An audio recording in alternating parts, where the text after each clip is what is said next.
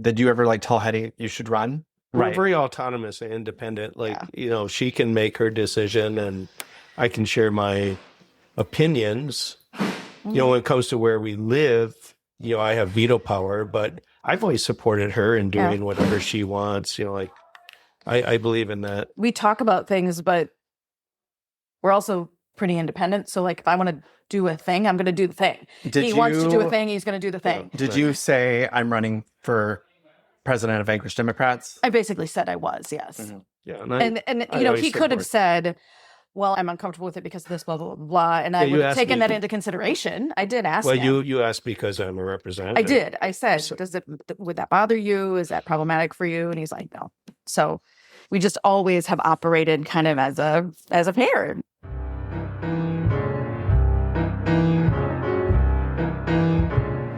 Welcome to the East Anchorage Book Club. I'm your host, Andrew Gray.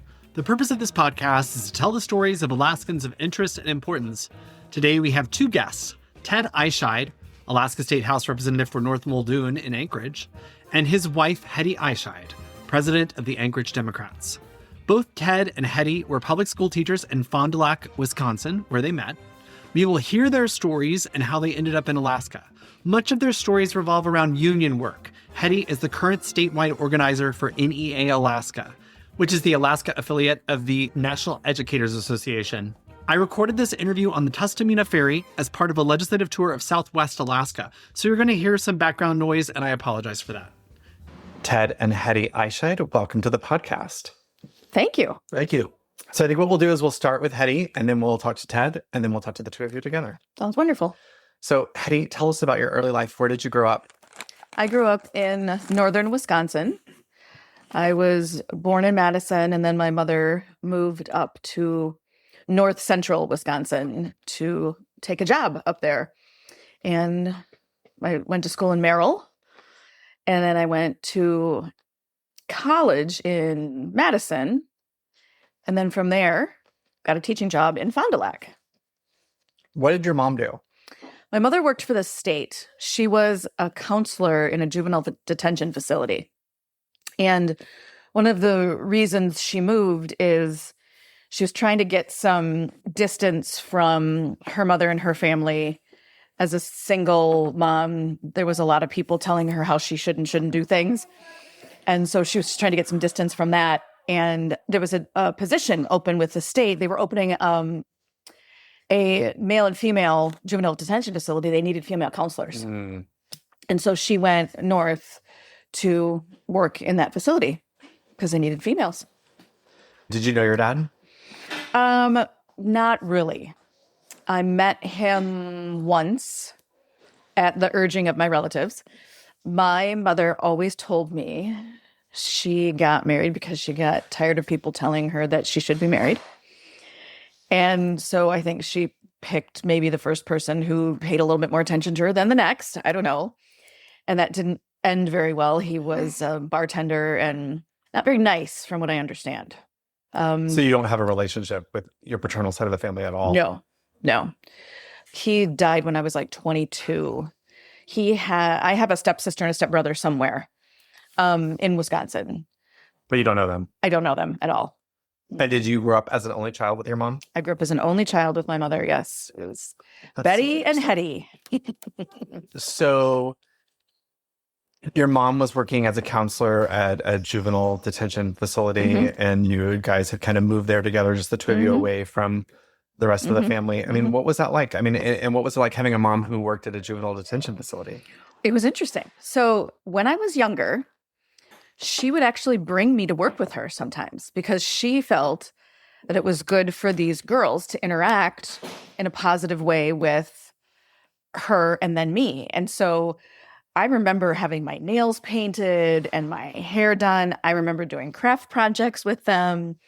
Yeah, she brought me probably for a good 2-3 years until they said that she couldn't any longer. How old were you in those 2 years? Probably, I was like 4 or 5. I wasn't in school yet.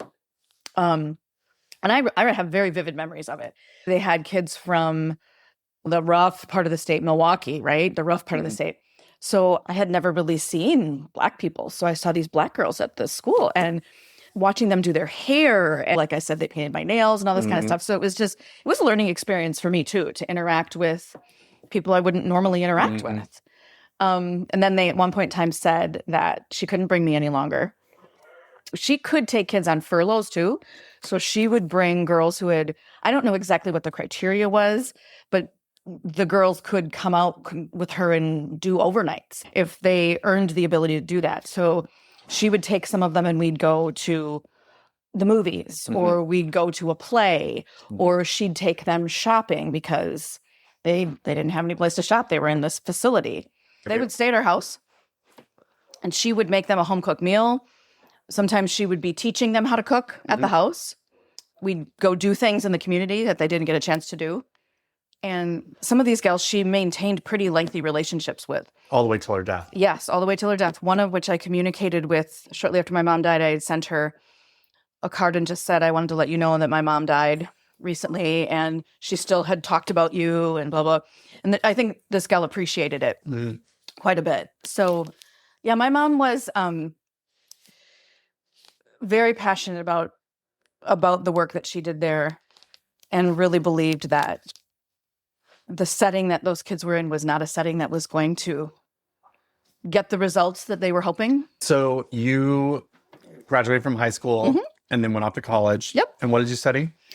Elementary education. Like I never shifted my major. I always was going to do that. When I was in high school, I was part of a club, a bunch of us that worked with kids after school, kids that were developmentally disabled, young kids. I was a gymnast. And as high school gymnasts, we would run gymnastic classes for the kids in the community. So I was always doing stuff like that. So it just was kind of a natural transition. And I started in the education program and just continued. So I remember being very upset though, because at the time that I went to the university in the early 90s, there was a lot of people going into education. And it was tough to get into the School of Education at Madison. And I remember I didn't get in my first try. I had to sit out a semester and it was like an odd semester. And I just remember being really upset. It ended up being fine. Did you compete in gymnastics in college? No. You just did through high school. Just through high school. It was interesting. I put it on my resume when I applied and a school district near me, that was the reason they wanted to interview me.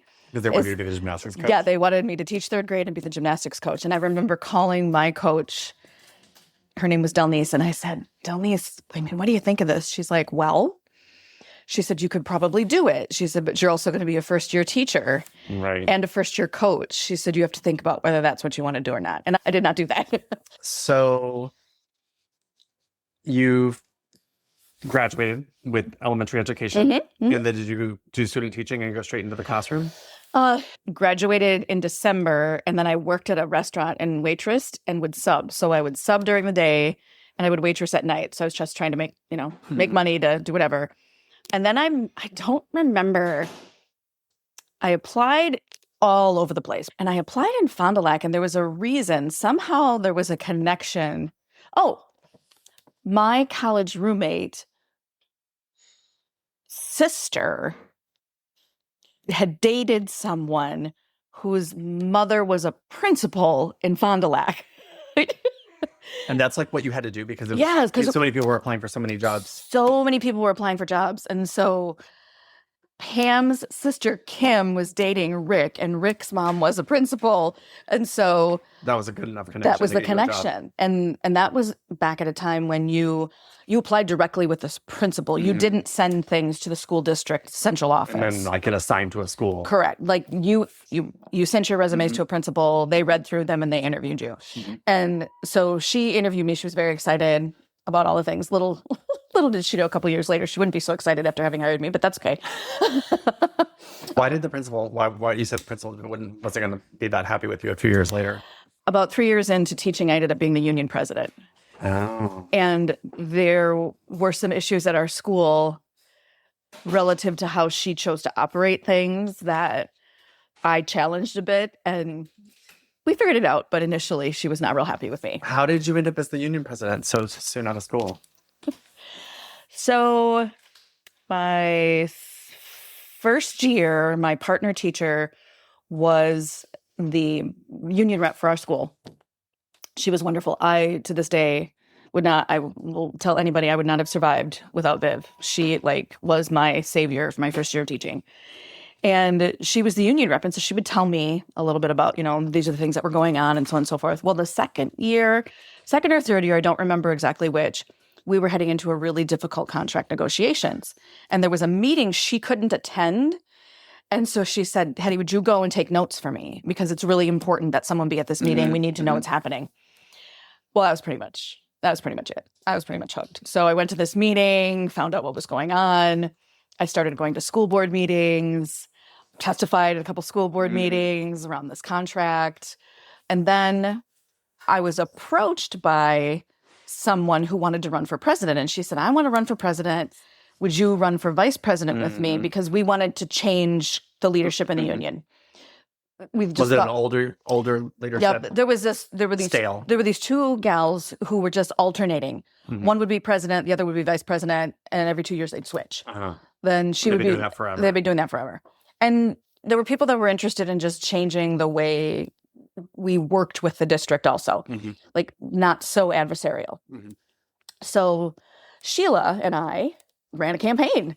And we went around and we visited all of the schools and said, hey, we want you to vote for us because we think... This is like the equivalent of door knocking. Yeah, the equivalent of door knocking, except we went school to school. We think things could be different and we'd like you to give us a try.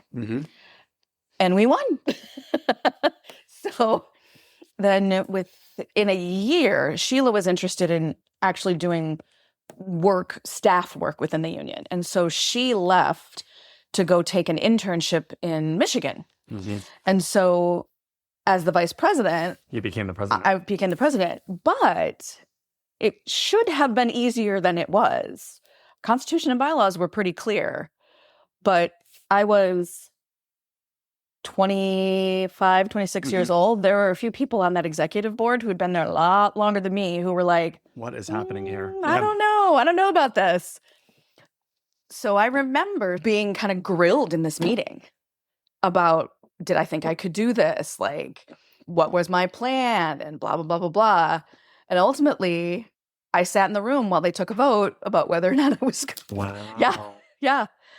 And they did. And the rest, I guess they say, would be history. I was president for 17 years. And you were a classroom teacher the whole time as well? For about 7 to 10 years, I was released half-time. So I would teach in the morning and then I would be released in the afternoon to do the union work, yeah. And what would you say were your biggest accomplishments, struggles, issues during your 17 years as president of that union? I would say my biggest accomplishment was working with district leadership at the time and my other union colleagues and bringing interest-based bargaining and interest-based decision-making to the district. We were, for about a decade, probably one of the highest functioning school districts in the state. Because you weren't antagonistic. Correct. You were cooperative. We would train people district-wide in how to use interest-based problem solving. We used it when we bargained. We used it to select leaders in our buildings. We used it to problem solve. Well, can you give us a concrete example of what interest-based bargaining is? As opposed to sitting down at the table, each side coming up with their proposals, and you just swap paper back and forth, and you position each other I want this because of this, and I want this because of this, or you have to give this in order to get that. It's this real, give and take. It's very transactional. Interest-based bargaining is nothing like transactional. It is, we sit down at the table, we decide what it is we want to talk about, right? We're going to talk about these things, and then you work through a process of talking about your mutual interests. So if we were going to bring forward a topic, both sides would sit down and talk about their mutual interests around that topic. And then you use those interests to develop a series of options. And then you take those options and you talk about them and you apply agreed upon standards and you come up with a solution. And you could do that with a huge issue at the bargaining table for the entire district, or you could do it in a really very small level at a building where you've got two teachers at odds and they just sit down and talk about, okay, well, what are our common interests? Here's our issue. What do we both care about around this issue? Okay, now that we both know what we care about around this issue, how does that help us solve this problem? So it just changed the way we talked to each other. It changed the way we behaved with each other. It just was just a completely different way of thinking about work in schools, because most places were so adversarial and they just fought all the time. And for about a 10-year period, that's not what we did. Like, the HR director in our school district when I left was one of my favorite people on the planet. He was just a wonderful human being, very collegial. He'd call me, we'd talk, we'd problem solve over the phone about how best to do things. It was a really great thing. Well, so with that background, it seems like it must be frustrating that there's so much antagonism and adversarial type feelings about NEA, for example, in Alaska, and like the state government and the Department of Education, and I wonder, I mean, do you have like a fantasy of like undoing the adversarialness and having it be more cooperative? Well, so in my work with NEA Alaska, I was what we called a UNISER director. Now I'm the statewide organizer. Yeah, start from the beginning. So how did you end up in Alaska and at the NEA? Okay, so, and then we'll come back to that question because that's an important question. So in 2010, Scott Walker was elected as governor of the state of Wisconsin. And he, in February, and I remember it very clearly because it was right after the Packers had won the Super Bowl. And we had gone up to watch, there was a big celebration at Lambeau. We had taken the day off and we had gone up because it was a big deal. We come back and it was that week. I want to say it was that we went up on a Monday or a Tuesday. And that Thursday, he drops this bill in the legislature entitled Act 10. And it basically was a gutting of public sector unions. And I would say for the most of the rest of that school year, our energy and focus was on trying to defeat that. We were ultimately not successful. We did run a recall. We secured enough signatures to do a recall against him. That recall was unsuccessful. And it was at that time that Ted and I decided that maybe we needed to think about doing something different. Once that bill became law, what happened in our district and the leadership we had in place at that time made such a 180-degree shift in how we had operated, and it became so antagonistic and so top-down. It was really very difficult to think about staying there and being able to do my job. And you had talked about being really good friends with the HR director. You knew you had this cooperative relationship with the district. What was their feeling about, what was the Bill 10? What was it called? Act 10. Act 10. It depended on, I think, on who you talked to and who you engaged with. I think the superintendent had a very clear opinion about what he thought that was going to look like and how he was going to operate. And the HR director had a very different feeling. The HR director did not last long. After I left, it wasn't much longer after he left. The superintendent took advantage of the situation and shifted to a very, very top-down approach in his leadership style. When I had been a release time president and the district had supported that, well, they eliminated that. That was gone. They were not going to support that anymore. And so and at the time I had been a curriculum support teacher. So I hadn't been in the classroom at the time. I had been doing support work with 3 other teachers at the district level. That got completely undone. But so I was looking to go back into the classroom. Well, my school, the grade that I had taught for 10 years and the room that I had taught in was opening up. And so I put in with the HR director and said, I'd like to go back to my school. And I remember the phone call. I remember having the conversation with Mike, is his name. And he said, Hedy, I'd love to put you right back in there. He goes, but Jim wants to talk to you first. That was the superintendent. And that was the moment where I was like, this is completely different, because he was going to put me in my place. So you went and met with Jim? Oh, I had to go meet with Jim. And he's like, Hedy, I think we can do this for you. I think to do a favor by letting you go back into the classroom. Yes, I think we can do this. But he was clearly putting me on notice that the playing field was now not level any longer, and that he had the advantage. And that was, that was at that point I had to decide, how much longer am I going to do this? And then when I got back in the classroom, had a great group of kids, very challenging group of kids, great group of kids who I will remember for a very long time. But the way that teaching had changed and shifted so quickly in that time frame, I just couldn't. What's an example? So one of the things about being an elementary school teacher that was the best thing for me was you get to make your own schedule. Mm-hmm. You meet your kids, you kind of figure out what they're all about, and you figure out Like what time of day to do things. when we're going to do things, and like what these kids' strengths are and all these kind of things. And so coming up with your own schedule was what you did. I remember at the end of that first year, before I was going to come back the next year, one of our teacher leads in the building came in. She's like, "Well, Hedy, here's your schedule for next year." And I was like, "Excuse me? Yeah, here's your schedule. This is when you're going to do this, and this is when you're going to do that. Math is at this time, yeah. English is at this time. And this is when your intervention is, and blah, blah." And I was like, I don't know how I feel about this. And I had already been applying for positions, but that one thing there was kind of like solidified for me. I need to do something different. So I applied to a couple different states and got an interview in a couple places, and one of them was Alaska. And here we are. Here I am. So an interview as a teacher? No, to do Union. staff work with the union. Okay. I kind of decided I was done teaching and wanted to do something different. And so I interviewed up here with NEA Alaska and was hired. And had you been involved with NEA Wisconsin? Yes, I was a local president. I was on the state board. I was actually on the national board While you of were still in directors Wisconsin? when I was still in Wisconsin, and actually met the NEA Alaska director. So when I moved up here, I Already had connections. I already had connections. And the person who was the current assistant executive director of NEA Alaska had actually worked in Wisconsin, and I knew him. And he was one of the ones that was like, "Hey, we have this opening. Are you interested?" So I applied. So what was your first job with NEA Alaska? So I was what's called a UNISERV director. Okay. And what does UNISERV director do? We support the work of locals all over the state. My first set of locals was, I actually had all of the locals on the Aleutian chain. Aleutian Sea School District, Pribilof School District, on Alaska, Dutch Harbor School District.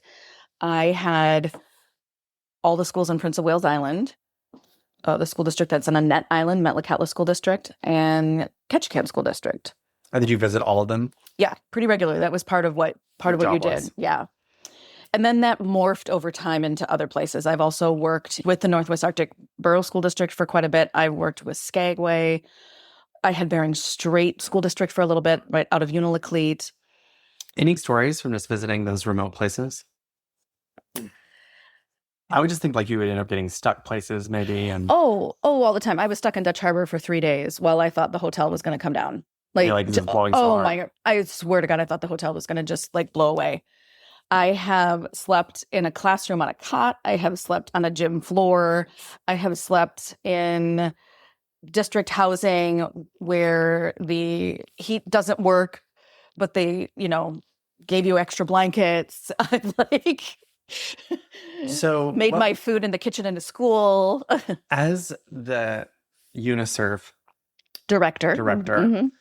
what's your goal in visiting them and like meeting with the teachers there? I mean, the ignorance coming up, but like I feel like we know that being a remote teacher in Alaska is really, really rough, and that we have limited funds. And so we're doing the best we can to provide teacher housing, to try to provide a standard so that teachers will want to take that job. And I just feel like the stereotype might be from some Alaskans' perspectives that the unions out there saying, well, you got to do this and you got to do this. And like when we can barely do what we're doing, I mean, like, is it to like find things that are wrong that need to be done better? Or, I mean, I guess what was it? It's another layer of support for teachers. So as you said, working in these rural places can be really isolating, and people can be really alone. You can be one of 7 people in a So school. you were there to help them be able to do the job. Right. So It wasn't there to find problems with the school district. Correct. Sure. Could we? Sure. We have contracts, so we have collective bargaining agreements with all of the districts that we represent for the certified staff, and then in some cases for the classified staff, the hourly staff. So one of the things we did is just make sure that collective bargaining agreement is a set of rules, right? That each side agrees to. So one of the things we make sure is that people follow the rules. So yes, we are making sure that that's happening, but it's also going there just to say and to show you, well, here's another layer of support for you. Like the union's not just here to like negotiate a contract for you. Correct. The union's here to actually help you. Right. Like you're trying to like plan lesson plans for 3 different grade levels. Exactly. Like something like that you've never thought you'd have to do. Exactly. Is there professional development we can give you? Is there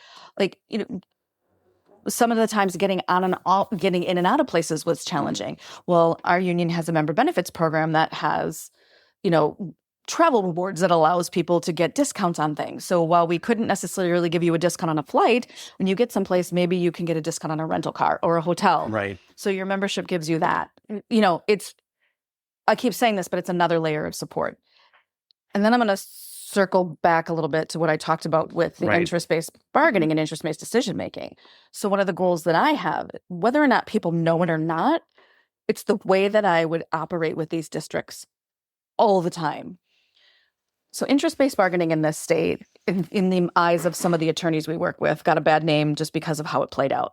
So I don't necessarily use the language, but I do talk with my folks in terms of interest all the time. I talk in terms of our mutual interests. And it was one of the ways that I think I was able to get in and work in some of these places and build relationships, because I wasn't coming in and saying, well, you're doing this wrong and you need to change this. I was coming in and saying, okay, I think this is the problem I see. What do you see as the issue? What do you see? Okay, what can we see together about how to move this forward? Well, I'm guessing that a problem that a district might have a lot is we can't get our teacher to stay. Yeah. And so you sit down and you say, okay, so it sounds like you're having trouble keeping your teachers. Let's talk about things that I see that you could do to help keep the teachers. Absolutely. That is a frequent conversation that we have with districts. What do you think is the most common sort of like low-hanging fruit that a district that's struggling to keep teachers could do? Make their lives easier just in the normal day-to-day things. Don't complicate their life when they leave the classroom. Give them a safe place to live. Give them a place that they can go home and feel comfortable in, that they can feel safe in. Give them access to some of the comforts that they had. Help them figure out a way to get things to them that make them feel a little bit more at home. Help them get involved in the community. Don't just dump them into a village and say, here you go. What can you do to support their interactions in these communities so that they can become part of the community? Because the communities are very skeptical as well. Right. These like, folks, who's this new white lady who just got here? And they come and go. When teachers come and go, communities get, rightfully so, they get very kind of, put off. Not going to invest in somebody else who's going to leave in a year. Right, exactly. And so helping your teachers figure out how to get involved in that community in a way that doesn't take over their lives either, right? Because being in a rural village, you're on 24/7. So what are ways that you can help with that as well? It's just your basics of, what would make you comfortable as a person living 3,000 miles away from home? Think about that. And what can we do to make that happen for teachers here? For some people, pay is part of that. For some people, just how you help and support them bringing supplies back and forth, like the kind of benefits they get. Those things all matter. So, and when districts are squeezed tighter and tighter and tighter, it's some of those things that go sometimes. And what do you do at NAA now? I am the statewide organizer.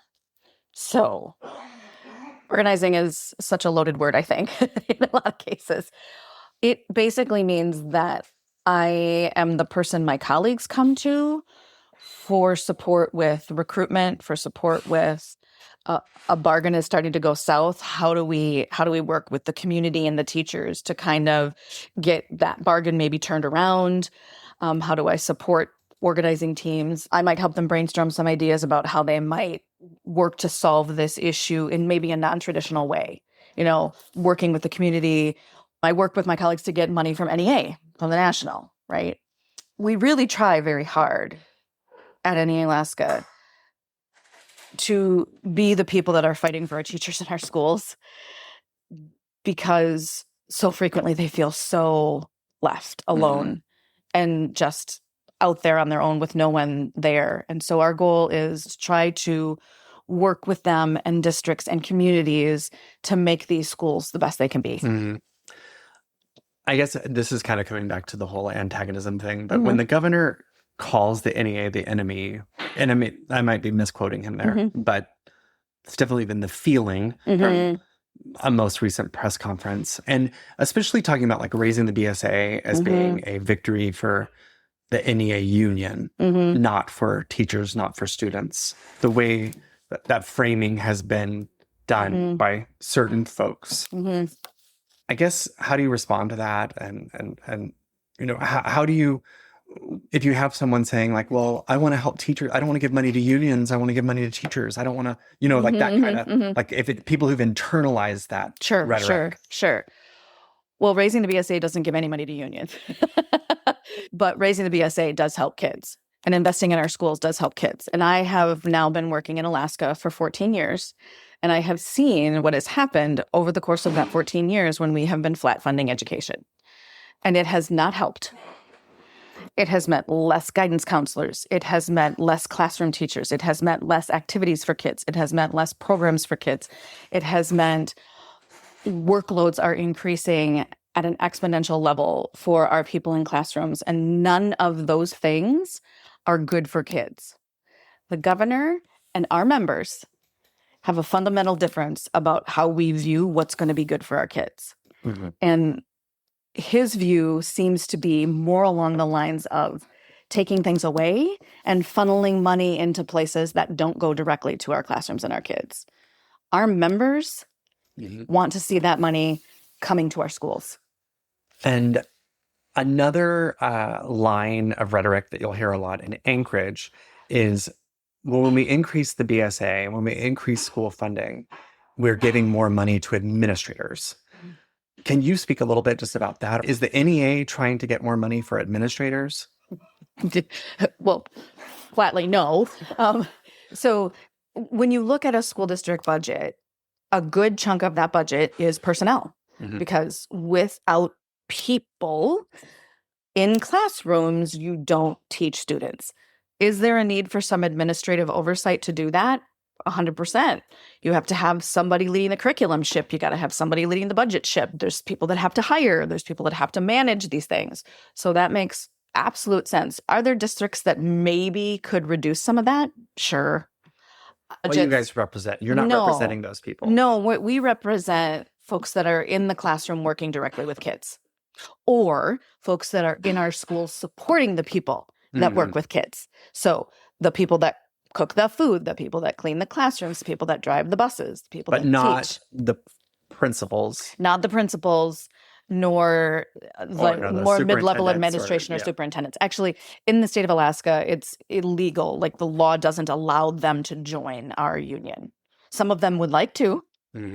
I get approached all the time with people who would like to be part of us because they left the teaching ranks and they really were very appreciative of what the union did for them and want to be part of it. Yeah. And some states in the South, administrators can join the union, and some will come up here from there and they'll be surprised when I say to them, unfortunately, you cannot. Do you think that's a good policy or a bad policy? Well, I think everybody should have the opportunity to be part of a union if they want to be. I think that if we had administrators in our organization, we'd see a lot more collaboration and a lot things, you know, I think things might operate differently. I'm sure there are people that view that differently, that's the enemy. I don't like to think in terms of enemies when we're talking about working with kids and working in classrooms. If we're all on the same page, I think we're going to be better. And interestingly enough, some of these principal units will come to me and my colleagues and ask for strategies for bargaining or like, how did you do this? And how would you do that? So they're not looking at you as the enemy. They're looking no. Some clearly have an antagonistic relationship, but a large percentage of them do not. Hey, one last question in this vein. There is this sort of idea that unions protect bad employees. To these people who hate unions, they're like, oh, well, the union's protecting this terrible teacher from getting fired. Okay, so I have lots to say about this. The whole concept of the union protecting bad employees. Yes. So the union is there to protect every employee's due process. What management decides to do and how they approach their management of their employees and their discipline of their employees, that is something that is I think is at the real crux of this. Mm-hmm. If you have a principal, a manager that does not understand their job and the role they play in managing their employees and in leading and guiding a school district and their teachers, then you're going to have problems, because there are teachers that are not going to come in. People don't come into this knowing how to do this work. Way back at the beginning of this, I said, my colleague Viv, like, I wouldn't have been a teacher for 20 years if it wasn't for her. She taught me so much. Part of an administrator's job is to see what's happening with the folks that they're leading in their school and figuring out the ways that they need support and guiding them out of the profession if that is what needs to happen. And the union will not stop that process if it is done and if it is followed according to the rules that we've all agreed to. I can tell you a number of people in the state that I have helped with administration to guide out of the profession because it is not the place for them. When you have administration that does not do their part of the job, it can certainly look like the union is protecting a bad employee, when in fact they are protecting the due process of the employee. I guess in the end, if the union's requiring certain sorts of documentation, if the union's requiring a boss to behave in a certain way, the union's requiring the boss to be a better boss. Yes, that's what we're asking for. 100%. I think an employee has a right to know what they're not doing well, and so that they have an opportunity to improve. I wouldn't be where I am today if it weren't for unions. My mother was part of a union. The union bargained a contract for her. The union gave her her wage. The union bargained benefits for her. So I had health care when she pushed the limits of her job a little bit and had to be corrected.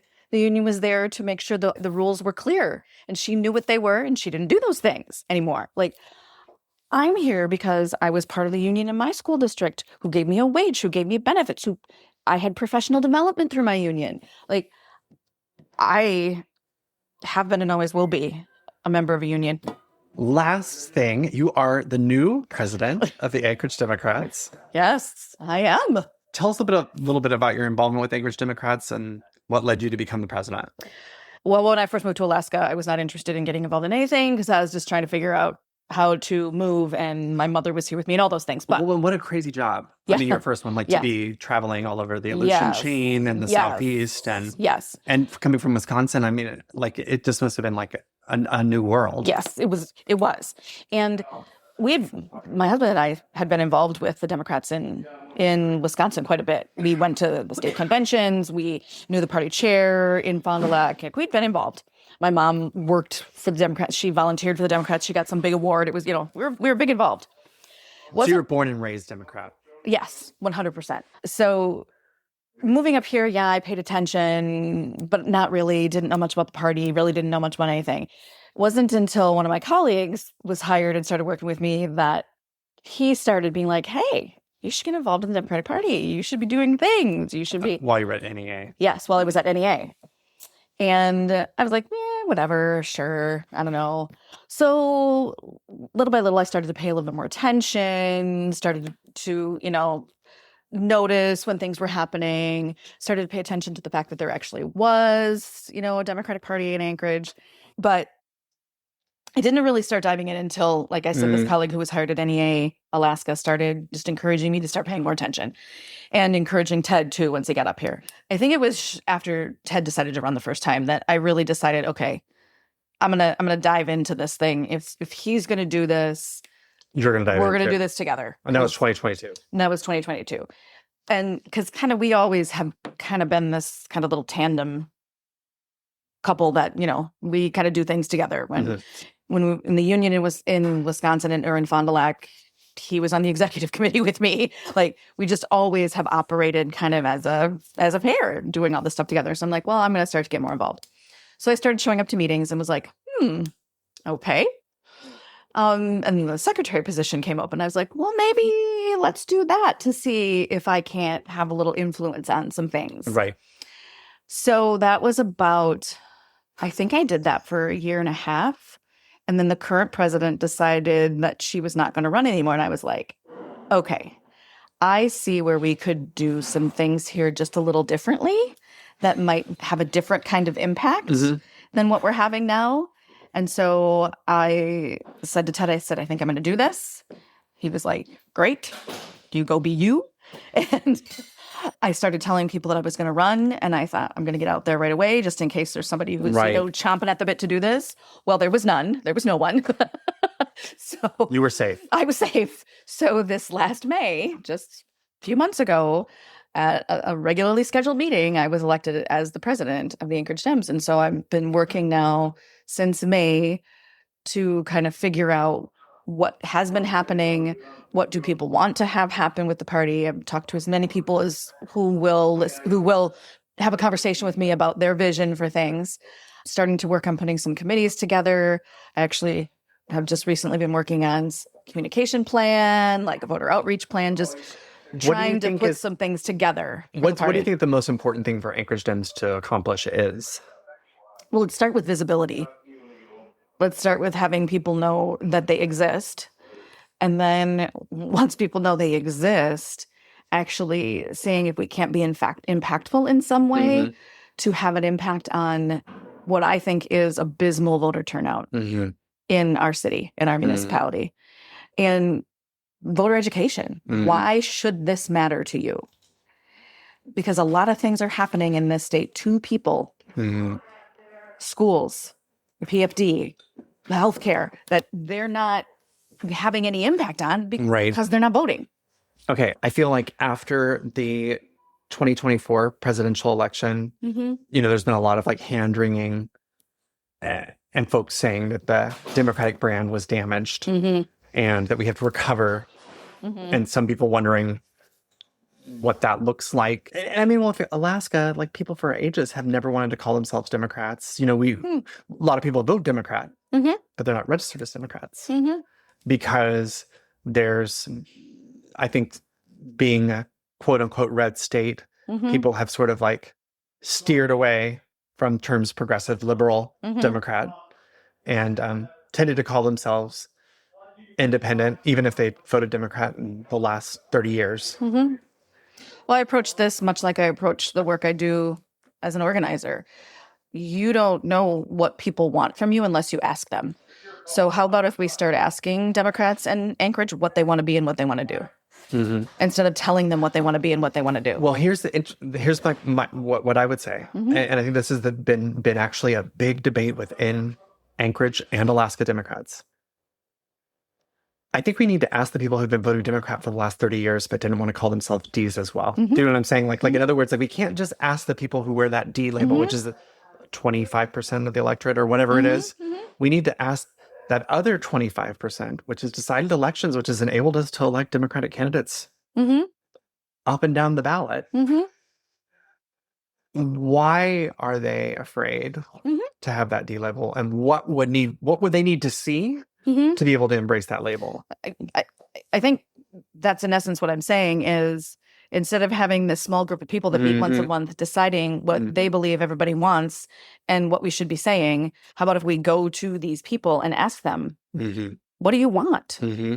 Why are you voting this way? Why are you, what do you want to see happen? What do you want this party to do in this city, in this municipality?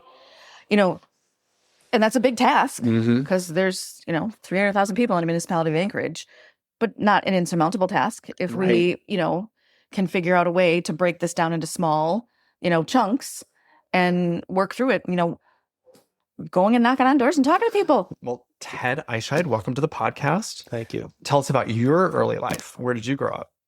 So I'm an Iowan. I grew up in the countryside of Iowa. So that means I grew up in farm country in northeast Iowa. Did not live on a farm, but we had 4 acres and raised most things that farmers would have, just, a pig, chickens, ducks, some sheep. But grew up in the countryside. All my friends were farmers, mostly dairy farm operations in northeast Iowa, outside of Dubuque. But I went to school in Dubuque. Very interesting thing. I'm the middle of 5 kids. My older sister, 6 years older than me, she went to a one-room schoolhouse for her first 6 years. My older brother, 3 years older than me, went to the same one-room schoolhouse for 3 years. I was just about ready to start at the one-room schoolhouse out in the country near us. And then they closed it down. I went to Table Mountain Elementary in the outskirts of Dubuque. So I just missed that. But grew up in Iowa. So I assume that Table Mountain was like a more traditional elementary school experience. Yeah. So like Brick and 5 mortar. different third grade classes and 5 different fourth grade classes. Yeah, it was a K6 elementary school. And the rest of my public education was in Dubuque, Iowa, which was about 10 miles from where I grew up. And then I went to Iowa State University in Ames, Iowa, graduate there with a bachelor's degree in fisheries and wildlife biology, and somehow found my way to Wisconsin, where I eventually met my wife and started my teaching career. So you had the degree in Fisheries and wildlife biology. Right. Yeah. Had you thought that you were going to use that to be a teacher, or did you have other ambitions when you got that degree? I have always been a nature nut. One of the defining things in my life that I've told many people is my dad died unexpectedly when I was 6. My mom remarried when I was 12, but I grew up in the countryside, fishing, building dams. And your younger brother, your younger siblings, are they both from your dad who died? Yes. Okay, Yeah. so all 5 kids are the same Yes. parents. So I was 6. My youngest brother was a year and a half, so he never really knew. Mm-hmm. Do you remember your dad? I do. Yeah. What do you remember? Oh boy, so many things. But see, that's interesting for me because I don't remember that much from when I was 6. Well, so many things. I could actually say them all probably in less than 5 minutes, but they're vivid. I remember he was an auto mechanic, and I used to love watching him work on things. And I remember when I got in trouble once, I wanted to see him change a tire on his truck.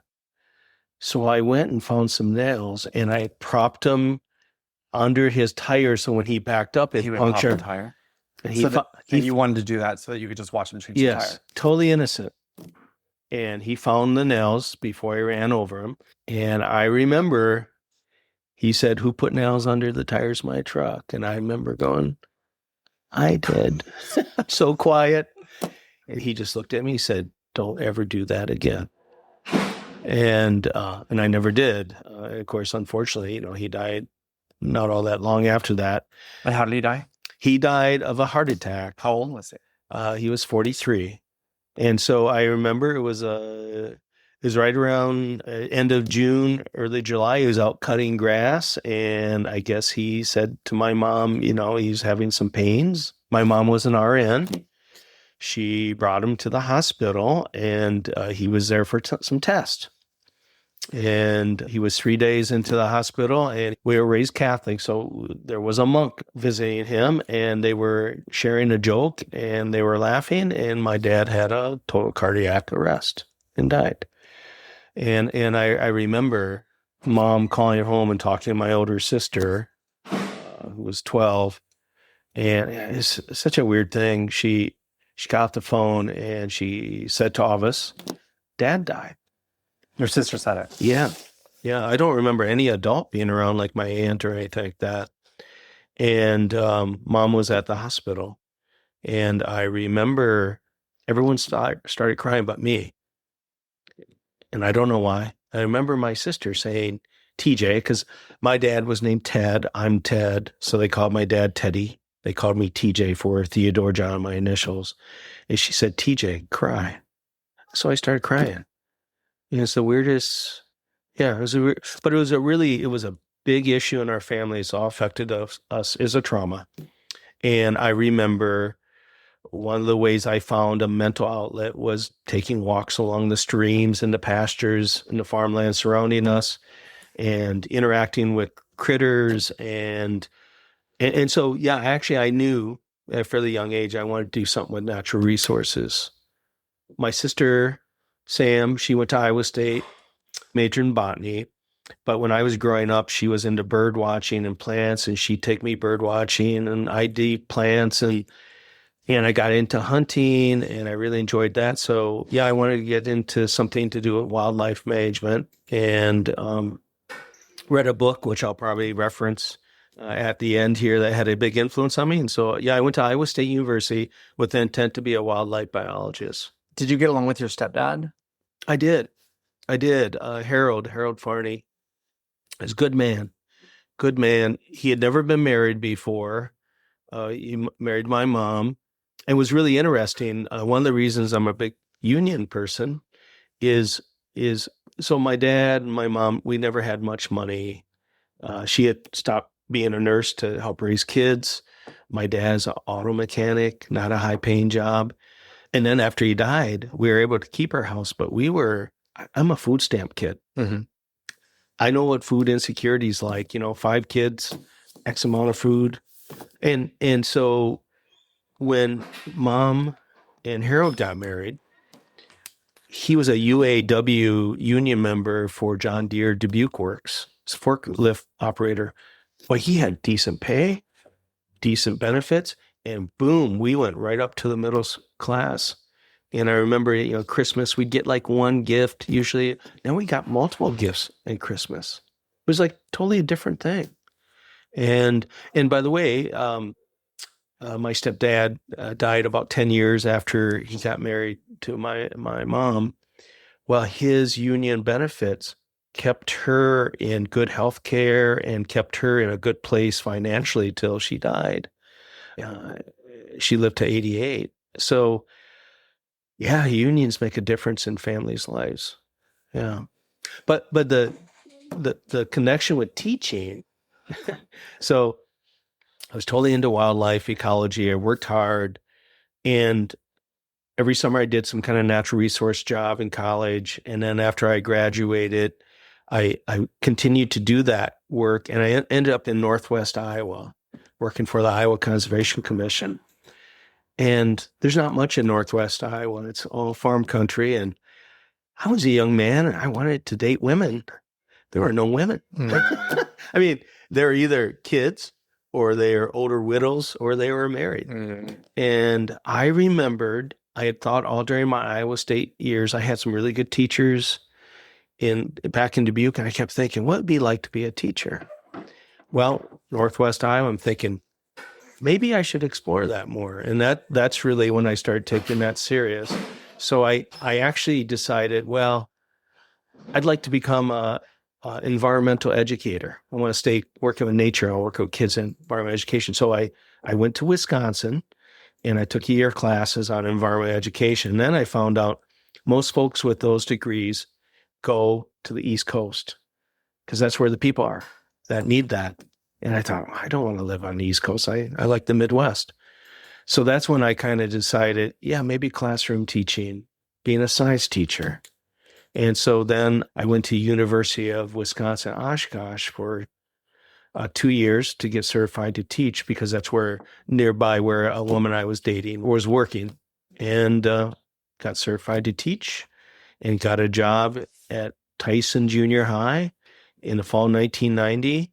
And I stayed at junior high, became a middle school eventually for 25 years. Wow. The whole time, same school, oftentimes room 112.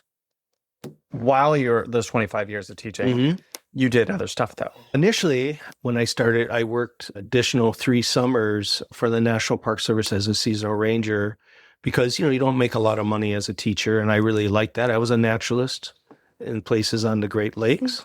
Well, before I got hired at Tyson Junior High, I was working for the National Park Service in the summer as a park ranger. Mm-hmm. And I worked in summer 89. I was still going to school then for teaching in Sleeping Bear Dunes National Lakeshore, South Manitou Island, Lake Michigan. Then I worked 1990 in Apostle Islands National Lakeshore. That's Lake Superior off Bayfield, Wisconsin. And then while I was teaching, I worked 2 summers at Isle Royale National Park, also in Lake Superior. I was a naturalist. But then after that, it was just too much work, because you're just working all the time. And so then I stayed back in Wisconsin and started taking some graduate classes and being a teacher and perfecting my craft. My guess is that when you started that job at that junior high school, you didn't think you'd be there for 25 years. No, I have a funny story about that. So I student taught spring 1990 in Fond du Lac, Wisconsin, just 20 miles from University of Wisconsin, Oshkosh, where I was getting my certification. It taught the high school, and that was fine. I always thought I'm a high school type teacher, high school biology. Well, that summer, working in Apostle Islands National Lakeshore, I worked on an island 5 days a week, 2 days off on the mainland. There's no phone. There's no cell phones. I have a park radio. And I was applying for teaching jobs, and I wasn't getting any interviews. And I remember calling a school district on my 2 days off and said, hey, I have really good credentials, and I'm not getting callbacks. And the guy said to me, you got to show up at these schools. Like, we had somebody applied. She just came unannounced, said, hey, I'm so-and-so. I applied. Can I tour your school? We gave her an interview. And I said, well, I can't. I'm working. I'm on this island 5 days a week. You got to take a boat to get to. So I remember I applied for the Fond du Lac School District, had some positions. And I got a call back from them. They offered me a job at the junior high. And I didn't deny it right away, but I said, I have to think about this 24 hours. And I talked to my long-term girlfriend at the time. And I said, oh boy, junior high, what's that like? I'm not prepared for this. And she gave me the best advice ever. She said, Ted, summer's halfway done. You haven't really gotten any interviews but this one. You're working on an island. And pretty soon, you're not going to have a job offer for a regular job. You're going to have to sub. And she said, anyone can do anything for a year. Give this a try. I said, okay. I loved it. I loved my 8th graders and 9th graders, and I had chances to go to the high school during my 25-year career, and I couldn't because I found my group. And today I still love 14 and 15-year-olds. I think when you mentioned earlier about where you were living and not being any women, you didn't have any women to date. I think of being a school teacher in America around that time as being something that really, it was predominantly women doing the job. Did you ever feel like people looked down on you for doing that? Or did you have any of those feelings ever? Never. In fact, I would see it, there's a great advantage of being, say, a male teacher, a majority woman teacher school, because you have lots of possibilities. My school, there was a fair number of males, but I met my wife at my school. She wasn't teaching there, but when she was running for union vice president as a slate, she door knocked you. Well, yeah, she came to the school. There was a thing, at 3:15 after school, we got a union leadership slate that'd like to talk to you. And so I remember going to that and in the auditorium, and this good-looking woman is up there talking. Yeah, she's kind of cute. And, well, she got elected, and I was co-chair of the Fond du Lac Education Association Union PAC. So I was on the exec board. Well, she's on the exec board, so I got to know her. But no, I never felt anything weird about being a teacher, being a male. I was proud to be a teacher. Am proud to be a teacher. Yeah, I remember my high school supervisory teacher, Dave Hackbarth. He gave me a book at the end of the year, end of the teaching experience reception for me. And I've always remembered, he had in the front of the jacket, I can't remember what the book is, but it said, always remember, Ted, teaching is an honorable profession. And I've always remembered that, especially in these days when people demonize teaching. And, I remember, sometimes people say, don't forget Jesus was a teacher. When you're a teacher, you get to see people come from all parts of life. Some people have it pretty rough. I had it pretty rough. And because I had good teachers, I didn't drop out of school. Because I had good teachers, I got some good skills. And I always told my students, whatever you do in your life, I hope you do something that makes a difference for somebody. And I don't want to rain shade on anybody's work, but I can say I spent my life making a difference for people. And it wasn't for Ted, it was for others. And that is what makes America great. What makes any country great is when enough people give to others their skills and not just looking out for their own self-interest. It makes that idea of community really, alive. What office did you run for in Wisconsin? I ran for a nonpartisan county board supervisor for Fond du Lac County. And what happened was, so a county board supervisor, we have a board of 25 supervisors. Each one has a specific district. Fond du Lac County is about 100,000 people. So, you represent about 4,000 people. Is it like the equivalent of like our assembly? Yeah. But instead of 12 members, you had 25 members. Yes, exactly. And the assembly covers the whole muni, which is big, and Fond du Lac County covered the whole county. And we have our own budget. We do the budget for the county sheriff, all that kind of stuff. And the district I'm in, the county board supervisor was retiring, so it was going to be an open seat. And some folks knew that Hedy and I were interested in politics, and they asked both of us, hey, you should run for this seat. And you just have to file 50 names of, 50 people that in a district says they want you to run by it's like January 4th of 2012, and you're being the April election. And both of us said, we like politics, but we don't want to. We're not the candidates. No, we don't want to be candidates. So we both said no. Now, remember, 2011 is when Scott Walker and his Act 10 had gone on. And I remember it was probably December 10th or something like that. It's a Saturday, and I'm running. And I'm running by the newer high school, Fond du Lac High School.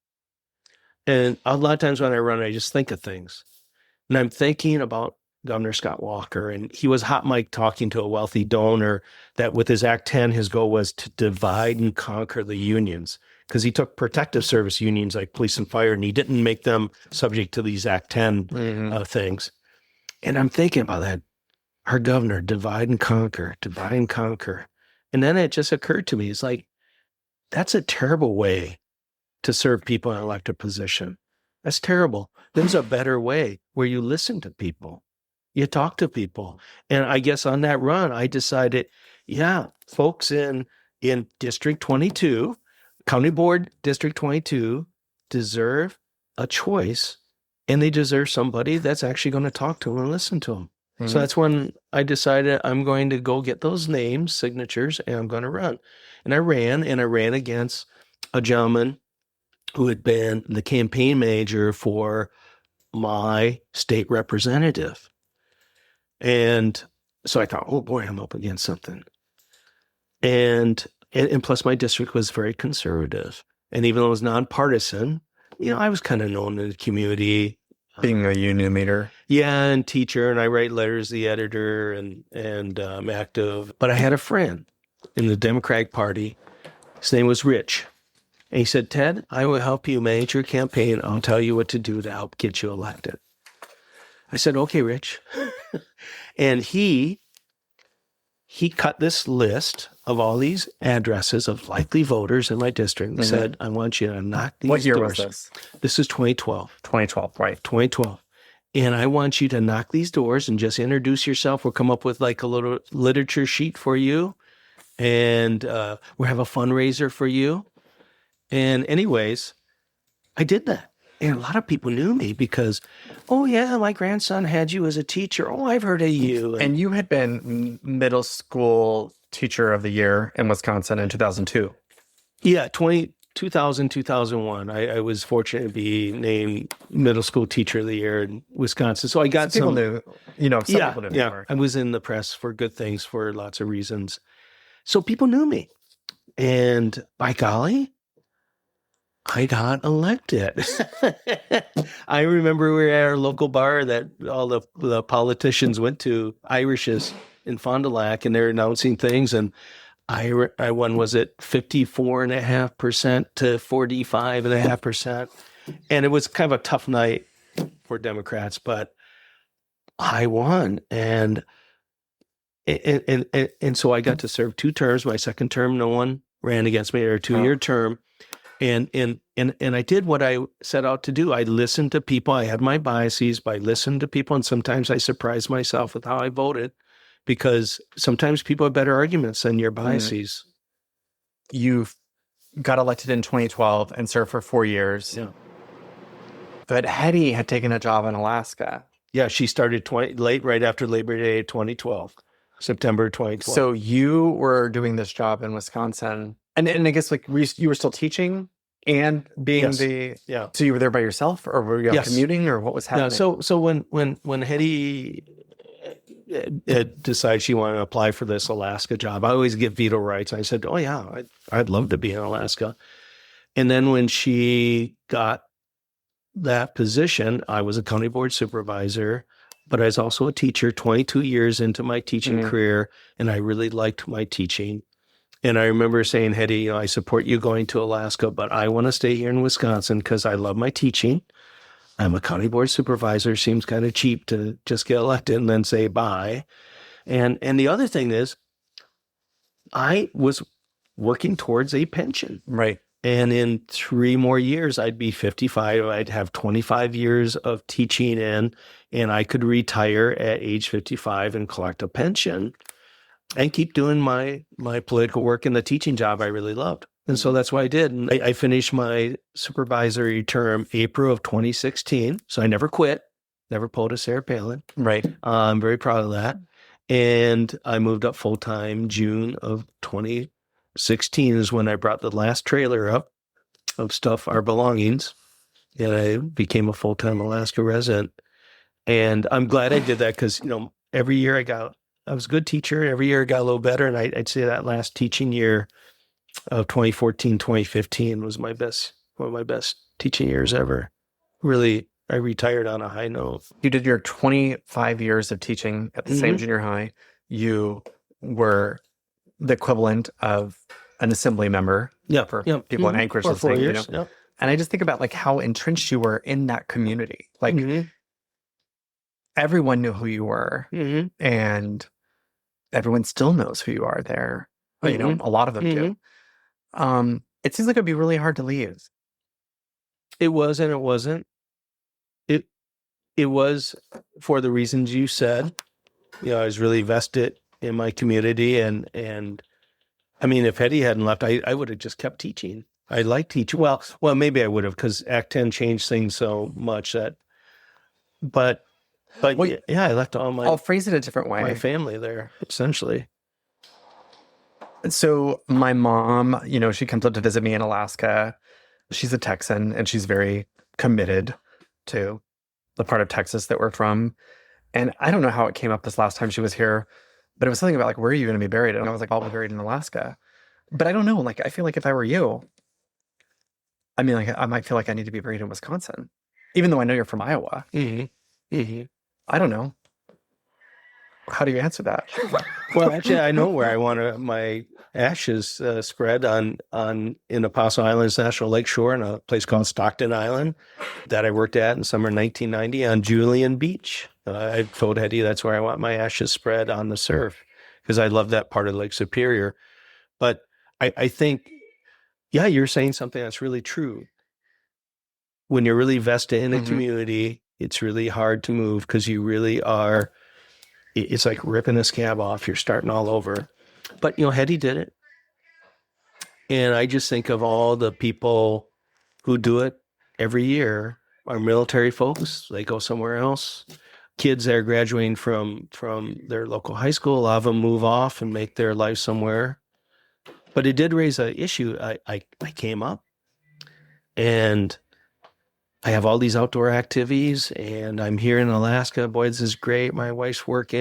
And you came up, you were just going to be retired, and Hedy was the breadwinner. And Yeah, exactly. That was the plan. That was the plan. And what's really interesting, Andrew, is so my mom, because we were poor, she always taught me to save. So all my teaching career, I had saved. I put money aside into investments. And so I had planned for retirement, and I had enough money to be retired. But the one thing I never figured out that I didn't know until I came up here is I really like to work. I get a lot of value out of work. And so here I am. And because I don't know a lot of people, I feel like a little guy in a big state. And I have all my activities, but my wife's got work colleagues and she's doing important things. Traveling all over the state. Yeah. And I made a difference back in Fond du Lac. And I really missed that. And so, it was beginning of 2017. I hadn't even been here hardly 6 months. And I started looking for part-time work. And there was a part-time job for the Mat-Su Borough. as a water quality technician. And I applied for that, and that was half-time, 20 hours a week. And I got it. And I started, I think. Did you know how to be a water quality technician? Well, actually, I did, because I have a chemistry minor, and basically the work they had me do was calibrating these water quality instruments I actually worked with a little bit in my previous life. And yeah, I kind of did, a little on-the-job training. And I did that for about 6 months in 2017, part-time. That was great. And then my boss, Jessica, at the time, she said, "Hey, Ted, we have this planner position. It's a full-time position. I think you might be interested in that. You might want to apply." I said, "Well, Jessica, I got to think about that." I always think about things. I remember I went on a camping trip. I want to go back into full-time work. And I decided I applied for it. And I think it was mid-October 2017. I started work as a full-time planner for the Matsu Borough, long-range planner. I've had 3 planners on the podcast before. I've had Vic Fisher on. I've had his wife, Jane Ambick. I've had Anna Brawley. Those are my 3 planners. I still got to be straight up with you. I don't know what a planner does. No one does. You do whatever people tell you to do, but essentially a little bit of everything. You know what a planner does? Oftentimes, you are helping. Essentially, planning is just putting to paper what is the envisioned future a community wants, whether it's a transportation plan or a housing plan. I worked on historical preservation planning in the Matsu Borough. So you talk to a lot of people and stakeholders. The whole borough is the size of West Virginia. So, you're talking about just almost up to Denali before Cantwell is where the Denali borough starts. So, part of the planning process and historical preservation plan is how do you preserve the whole story, whether it's more recent colonial history from the colony days in the mid-1930s, back to, all the things that happened well before that, and trying to preserve that story. Because, it's useful. People want to know where they're from. What makes this area special? What makes us unique? And so that was a little bit of work. I worked on a couple ordinances. You become a subject matter expert. So I don't propose an ordinance, but I worked on a air quality ordinance and I worked on a wetlands ordinance. So I became subject matter experts there. And then the final thing I did is I staffed our Matsu Borough Fish and Wildlife Commission, which is a real high level, capable commission. That was my favorite work, a lot of fishery stuff. How did you decide to run for office again? Well, the second one was again on a run. So in 2022, the redistricting board, of course, they had to be sued a couple of times. They finally developed a map for new districts. And my previous representative had been Representative Ivy Sponholz. Well, I was no longer going to be in her district. And there was no incumbent in this new district. And I remember, I think it was November, and I'm running on a run. And I think our friend Mike was at the house because I think I came back and announced I'm running. And I guess what happened, again, something was going through my mind. I remember the January 6, 2021 in the U.S. Capitol. That really bothered me. And I thought, we need good people to serve in government. We need good people that will protect our Constitution from all enemies, foreign and domestic. And I've always been the person, like, if you and I rent a car, if you want to drive, I just hand you the keys. I defer. But over my life, I've realized, sometimes I'm the best driver in the car. So maybe I should drive. And anyways, that event in the U.S. Capitol made me think, okay, we have an open race here. It's important we have good people in government. And I'm ready to serve. So I decided to run an open race. So question, because you had served in municipal government back in Wisconsin, I know it was an open seat, but I mean, did you think about running for assembly in Anchorage, or was it always going to be state government? Well, I would say there was an opportunity in this specific election and on this run it just occurred to me, I think I'd like to run for this seat because we need good people.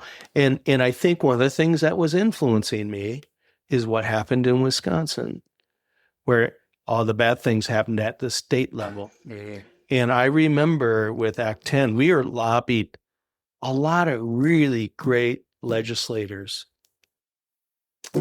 And the public didn't want this. As far as everyone could see, the public didn't want this Act 10. But the inside baseball says you have to do this or else. And I saw good people, take really bad votes against the people. And I thought, I don't want to see that happen in Alaska. But you lost in 2022, Yes, I did. And I say this. I ran in 2022 for the first, and that was the first time I'd ever run for anything ever. Mm-hmm. And I remember thinking, like, if I'd worked that hard and been that stressed out and then lost, I mean, I can't even imagine. Like I just feel like it would be devastating. And I guess, like, how did losing feel, and how did you recover from that? Well, it was hard because I worked really hard. Hedy worked really hard. A lot of people worked really hard. One of the good things, one of my strengths is I don't dwell too much. It's kind of like the people have spoken, and I really believe in that. And was like, it's okay. It's okay. It's an open race, a low turnout election. I think it was 26, 27% in House District 22. These things happen. The people have spoken. And so, I think we took a trip, got away for a little bit, and then it was behind me. So the recovery wasn't that bad because I felt good about my effort. Like, I left it on the table. I left it on the field. And you kept working full-time for the Matsu Bureau? Yes. Mm-hmm. Yeah. So that brings why did I decide to run again? Because I'm good with losing and not serving if that's what the people want. So in 2023, the Representative Stanley Wright, who beat me, I lobbied him a lot, mostly issues of education, funding, and pension bill. And I emailed him a lot. I feel like I'm always very polite. I believe in decorum. But I am insistent. I use data. And I ask folks, when I say, here's my position, I ask, what's your position? Mm-hmm. And let's just say in May of 2023, I got the distinct feeling from Representative Wright that my priorities weren't important to him. So he talked to me about this. He did. He said that he was getting emails from you all the time, more than any other constituent. And I guess, like, from his perspective, it's like, well, I mean, it's like, if I spend all my time sending emails to Ted, is Ted going to be happy with me? Mm-hmm. And I guess, like, if Stanley had responded more fully, would you have decided not to run? Potentially, yeah. I guess, I put myself in Representative Wright's place. And, it's kind of like, not to give other people advice, but it'd be like, okay, this guy is really passionate about these issues. I should meet with him. I should have coffee with him. Mm-hmm. And I should try to figure out if what he is advocating for is maybe perhaps the best way forward.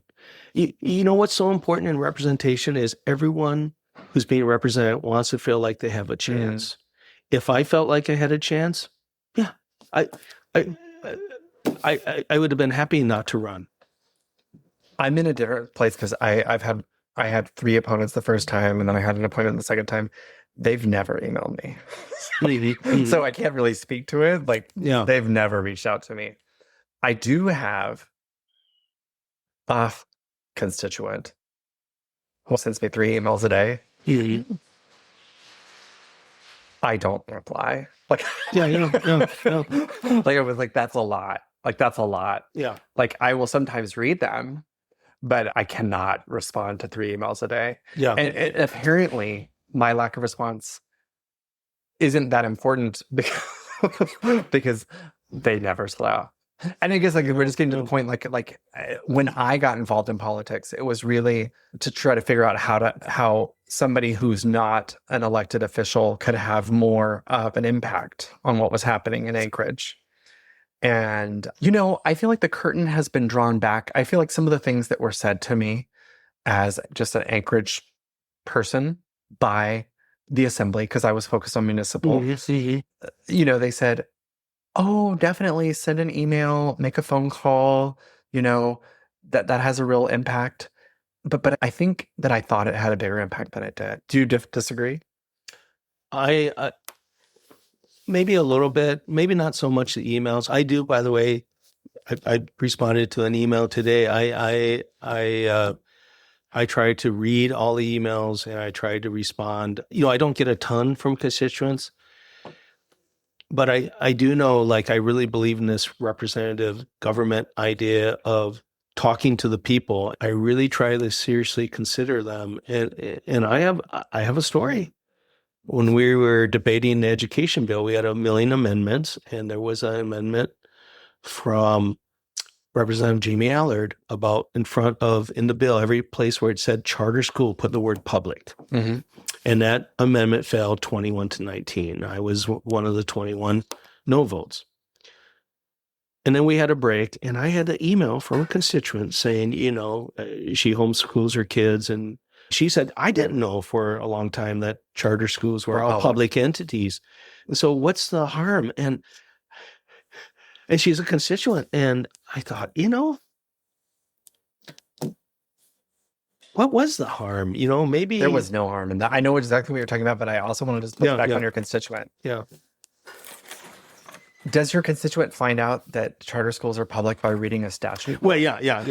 That was in my response. You know what I'm saying? My response. Like no one finds that out by reading the statute. Yeah. And I think I had that in my response, but it did plant this idea in my mind. So then that came up for reconsideration, and I thought, well, why not? So I voted for reconsideration. It fell 20-20, but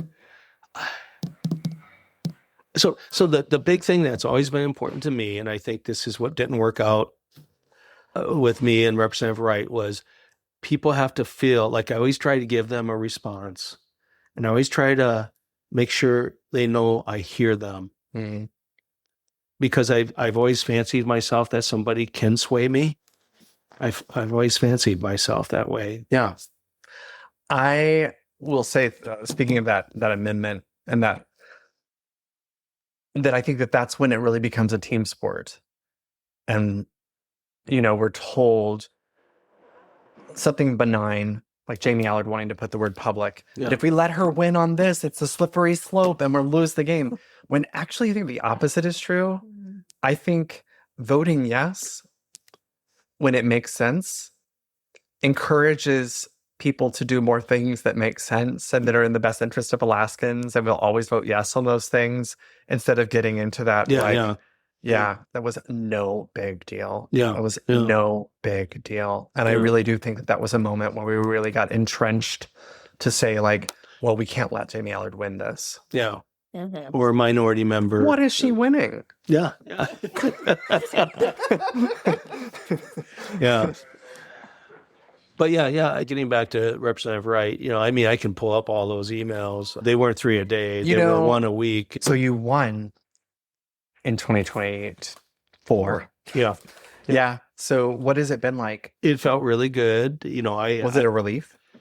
Yeah, I guess, or maybe the real hard work is just starting. I had done a lot of things different. I had wrapped up my job December 1st of 2023. It was my last day with the Matsu Borough because I said I need to have all of 2024, all the time to run. I started door knocking February 2024. I hired Ship Creek Group to manage my campaign, which I think was really smart. Worked really hard, and it worked out. And then boom, I'm elected. And and I mean, you had been in an elected office before. Mm-hmm. I guess what surprised you most about being a state representative? I was a little surprised about how hard it is to serve down in Juneau. I've always been very independent. I'm really good at spending time by myself and being in unfamiliar places. But, as a Fond du Lac County supervisor, that was easy. You went home to your house every night. Yeah, you read your stuff, and you had one meeting a month, and it was easy.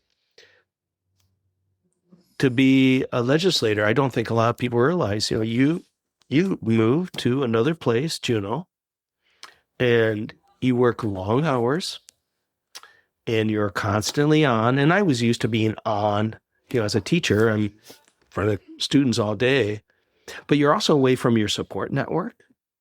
You're away from your family. I was away from my wife. I was away from our dogs. And it's really hard work because, everyone wants to be your friend there, right? Because you got a little bit of power. But it's all business, right? No one's really your close friend. So it's hard on you mentally. Yeah, it's hard. You mentioned running a lot. I mean, you've been running your whole life? Yeah, ever since full-time since September of 1978. Wow. What does that mean, running full-time since 1978? Well, that means other than a week here or a week there, you run year-round. And I did that. I started doing that because my dad had died of a heart attack. And I guess it was every summer I was a member of a school group called the Trail Rams, Dubuque High School. 78, were you like in high school? Yeah, I was just starting my senior year. I think it was August 1978. I said, I'm going to start running because I don't want to die young like my dad did. And I'm going to do it right. So I got a book. And I spent $40 on a real pair of running shoes, which was a lot of money to me, my own money. And I said, I'm committed. The book says 8 weeks every other day, run for 20 minutes. If you start breathing too hard, walk until you catch your breath. And I did that for 8 weeks. And I've been running ever since. Do you run races? Have you run races? Yeah. What have you done? I've done all kinds of races. I'm an okay runner, so I have some awards. I've won some races. I'm not elite. My biggest honor is I qualified 3 times for the Boston Marathon, and I ran it twice. So those are my biggest honors. But in mid-August, I was in Anchorage. I competed in the Alaska Senior Games, ran two track races, and I won both of those. And I ran 2 road races, a 5K and a 10K. And I got 3rd overall in one, 5th overall in the other by one my age group, each one. Wow. So I... So you were 3rd overall of all runners. Yeah. And these are people 50 and over. Right. Yeah, Alaska Senior Game. I would like to say running's been a secret to my success most of my life because it gives me a lot of energy. And it's always been a goal-centered activity for me. And so I've always been strong about setting goals and then doing the work to meet them. And, I don't use earbuds when I run. So I think a lot. I come up with solutions. Have you always run without music or anything? Correct. And when you ran the marathon, did you run without earbuds? Yeah, in the marathons, yeah. That's great. So I really focus on what my body's doing. And, I coached running. I coached cross country and track when I was a teacher. And yeah, I really like, in fact, I was going to run today. I'll run after this. Yeah. Well, now let's do the two of you together. Oh boy. Woo! So Ted mentioned it, that you were doing your quote unquote door knocking. I guess at his school, it wasn't door knocking. Mm-hmm. You were doing a presentation. Right. We had a meeting to just introduce ourselves to everybody and say, hey, vote for us because we're new and different and we want to take the union in a different direction. And you were at his junior high. Yes. We went to all of the schools, every school that were able to get to that would schedule a meeting with us. So. And you noticed her, but I mean, I guess, how did you ask her out? Well, initially, the first time you noticed me, I was still married. Oh, we missed that part of your story. We missed that part of my story, yes. So I think, as I understand the story. And you got elected, and now we're on the exec board. So you helped Pat coach there. So you voted for her. Yeah. Yes, I did. So, I did. So I think he asked, who is that? And somebody had said who it was, and then they said, oh, but she's married. He's like, oh, okay, well. And then you actually started to date Barb, I think. Yeah. But our teacher, Barb. Yeah, our teacher. From Savish. And shortly after all of that went down, I was separated and then ultimately got divorced. But when I became the president, I was no longer married. Does Got that it. make sense? Yeah. So like when I was the vice president and we were on the executive committee together, I was still married. But when I took over as president, I had been separated and was in the process of getting a divorce. So Got it. and then I needed his assistance with an issue on the executive committee. And so we went and had a beer because I was like, hey, could you help me out with this thing? And then I like to say that I was interviewed for the position of girlfriend. Yeah. He doesn't even laugh because it's true. Well, it's true because I wanted to know, are you like on the rebound? Right. Where are you at? What are you looking for? We hadn't really gone on a date, so Were you married before? no, No. never married. Long-term girlfriends. Long-term relationships. Longer, 7 years. 7 years for I was only one. married for like a year and a half. Oh, wow. It was like for a hot second. But I remember him asking me a question about something along the lines of, are you, trying to, ascertain if this was kind of a rebound or whatever. And I remember saying to him, well, when you ask that question, that presumes that you're the only person that I've dated since then. And I said, and that would be false. And he was like, oh. So you were like, kind of like, I've already had my rebound. Yes. Been there, done that.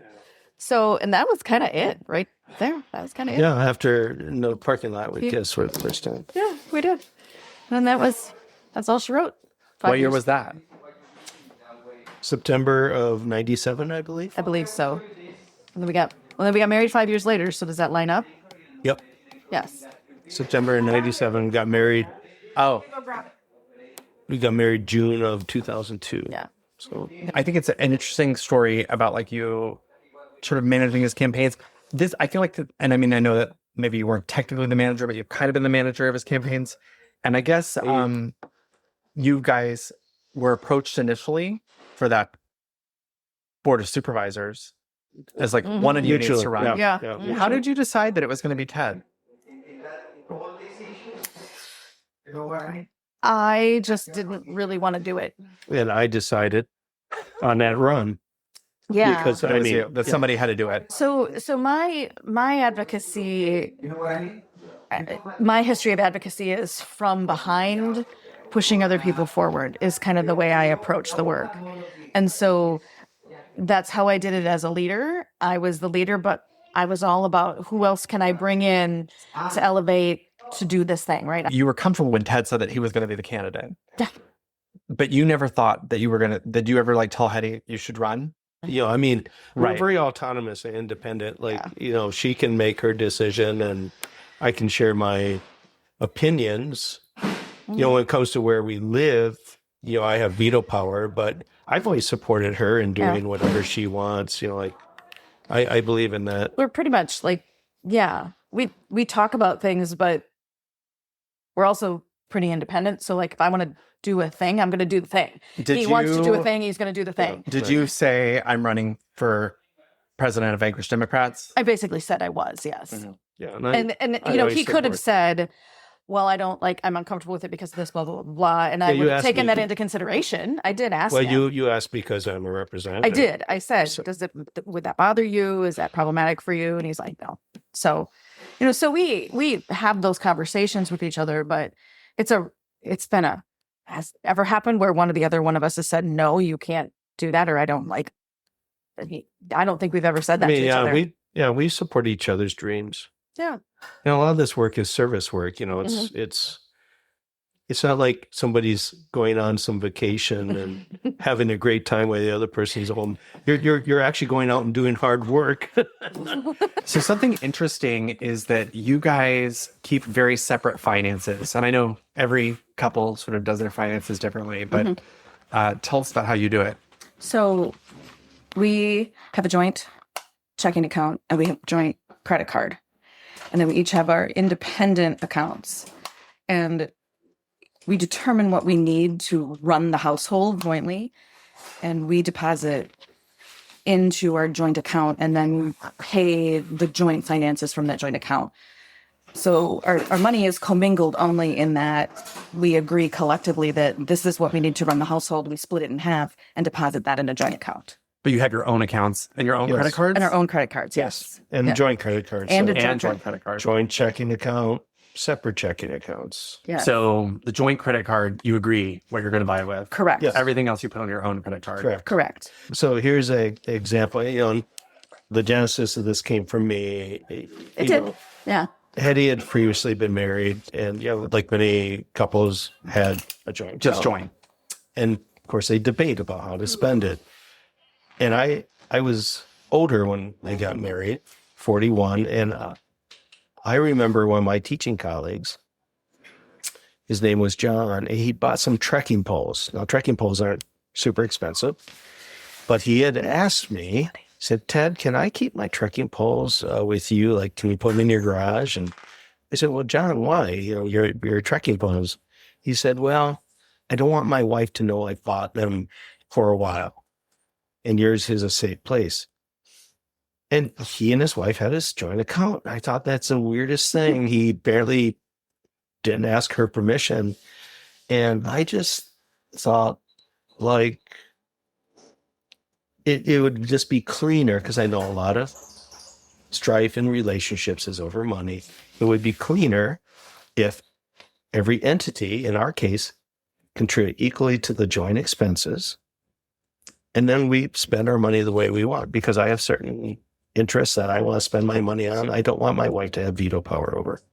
I want to be irrational with part of my money. Yeah. And if I want to buy her a gift, it actually comes from my money. It's a real gift. It's not coming from the joint account. Right. Exactly. Yeah. And it's been 23 years and we don't really fight about money. I would not change it Yeah. whatsoever. And the other thing is, the way we set it up, like it used to be, I used to make more money than Hedy, so I could, invested some of my money, but I got the benefit of making more money. Now she makes more money than me, and she gets the benefit of that. She gets, Right. I like it. It's actually worked out really well. I don't have any complaints about it. I get to buy as many pairs of shoes as I want, and he can buy as many tents and skis and cars as he wants. Cars. Yeah. Like, it's great. It's none of your business, really. Really, it isn't. Yeah. You know, I mean, as long as he can pay his share of the joint, that's all that matters. Do y'all have books to recommend? I read all kinds of books. I knew you would ask this question, and I guess the most impactful book I've ever read, and I reread it every once in a while, is a old book published in 1949 called A Sand County Almanac by Aldo Leopold.